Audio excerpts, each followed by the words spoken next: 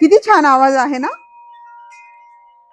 जर तुम्ही बघितलं तर कशी शांतता आणि ह्याचा आवाज, पण हा आवाज कानाला कसा वाटतोय, इरिटेट नाही होते, शांत वाटतंय, बरोबर.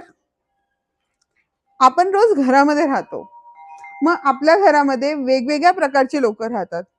काही नाती आपल्याला जन्मापासून मिळाली आहेत, जसे आपले भाऊ बहीण, देन आई वडील, बरोबर आहे ना.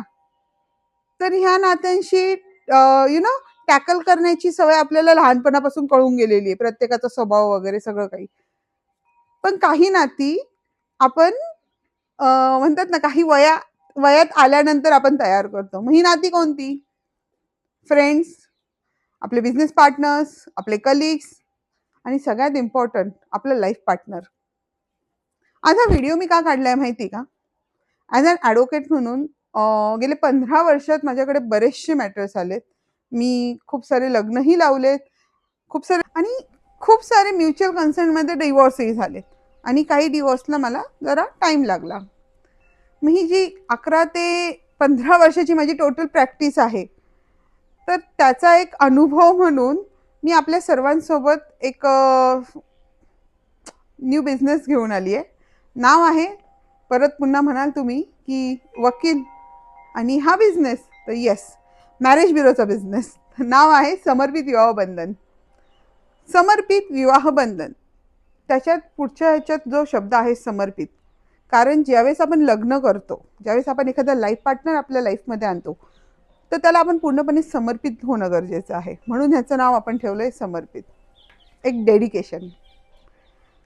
माझ्याकडे ना सध्याच्या कंडिशनला 3 ते 4 लोक आहेत आजूबाजूला, ओके, जे माझे काही कामं बघतात. आता मी त्यांची नावही घेणार नाही, ते माझी काय कामं बघतात नाही तेही सांगणार नाहीये. पण आहे ना, त्यांच्या आयुष्यात खरंच उलटापालट झाली आहे. आणि ती जी उलटापालट झाली आहे ना, त्याच्या मागचं रिझन कोण असेल? त्यांचे लाईफ पार्टनर. मग तो नवरा असो का मग ती बाई असो. नवऱ्याने एका बायकोला जर साथ दिली तर ती कुठल्या कुठे जाऊ शकते, पण जर नवऱ्याने साथ नाही दिली तर ती पुढे काहीही करू शकत नाही. सेकंड, जर बायकोनेही आपल्या नवऱ्याला साथ दिली, नीट घरामध्ये एक शांतता ठेवली, त्याला जी जेव्हा साथ दिली, तर तोही त्याच्या लाईफमध्ये सक्सेस करू शकतो. आज माझ्याकडे ज्या 2 ते 3 केसेस समोर आहेत, जिथं नवऱ्याने कुठे ना कुठे एक्स्ट्रा मॅरिटल अफेअर केलेला आहे आणि इनडायरेक्टली बायकोला त्रास दिलेला आहे. Domestic violence you can say. Second, काही ठिकाणी छानपैकी लग्न झालेलं आहे आणि बेबी पण झालाय आणि आफ्टर बेबीला घेऊन माहेरी निघून गेलेली आहे. थर्ड, जस्ट हार्डली 3-4 महिन्यापूर्वी लग्न झालंय आणि नंतर लक्षात येतंय की she has extra marital affair with her boss. अशा वेळेस काय करायचं? असं नाहीये की स्टार्टिंगला प्रत्येकाने प्रयत्न केले नसतील विचारपूस करायची, पण तो विचारपूस खरंच कुठे कमी पडलाय का? समर्पित विवाह बंधन तर्फे आम्हीही अशा काही गोष्टींची विचारपूस करणार आहोत. बऱ्या प्रकारे खरापणा कसा आणता येईल हे आम्ही बघणार आहे. आणि सेकंड, मला ह्या व्हिडिओच्या माध्यमातून हे पण बोलायचं आहे त्या लोकांकरता की जे एक्स्ट्रा मॅरिटल अफेअर्स करतायत, जे डोमेस्टिक व्हायलन्स करतायत. जर तुमचा हा स्वभाव लहानपणापासून तुम्हाला माहिती असेल और तुमच्या आई वडिलांनाही माहिती असतो, तर एखाद्या चांगल्या व्यक्तीच्या आयुष्यात जेव्हा तुम्ही जातात किंवा त्याला तुमच्या आयुष्यात आणतायत, तर तुम्ही जाणून बुजून जे कोणाचं आयुष्य खराब करतायत ना, त्याच्याकरता थोडासा विचार करा. कारण ॲज अन हिंदू आपण म्हणतो ना, कर्माची फळं इथेच भोगितली जातात, बाय हुक और क्रूक. सो ठीक आहे, हा एक वेगळा पार्ट आहे. बट आपण परत येऊया समर्पित विवाह बंधनवरती.